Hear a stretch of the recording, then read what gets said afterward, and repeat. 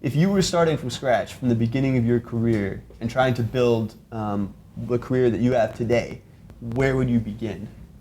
Well, the real answer, and not the, I guess, successful role model entrepreneur answer, or like the answer you get from your teachers, is I would probably be scared to death. This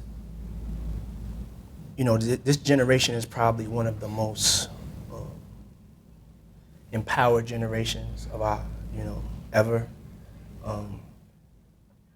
The most entrepreneurial generation.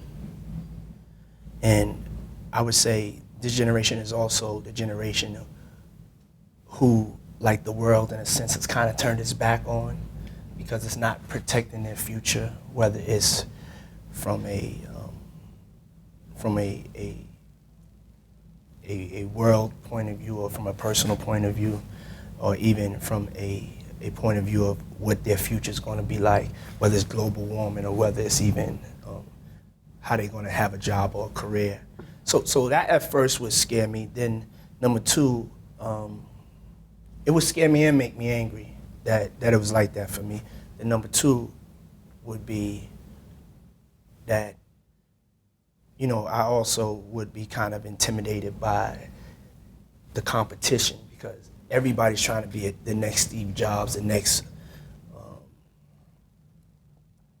Martin Scorsese, the next Puff Daddy, the next Jay-Z, or so on, you know what I'm saying? Right. And so there's so much competition. Like when I started, there was nobody really trying to do what I was doing.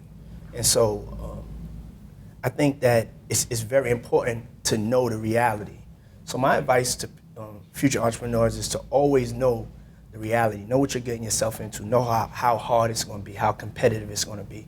But even with that being said, I think there's more chances today than ever to get seen and heard, to get noticed. And I think that we're in a time where the people that really, really work hard and really, really believe in themselves and really, really don't give up on their dreams, no matter how many times they fall down, are the ones that's going to be successful.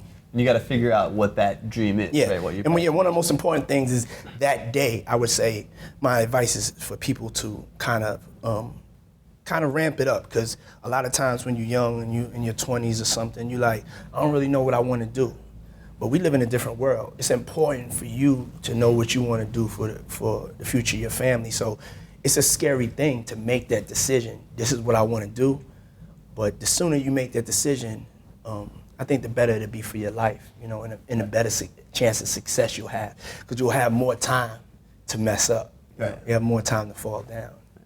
And if you were coming up today, would you kind of go the unpaid internship route? Would you be willing to do that again? Yeah, I mean, if I was coming today, I would do whatever it would take for me to get to the information. I think that no matter what, it could have been in the times of Jesus, before Jesus, caveman times.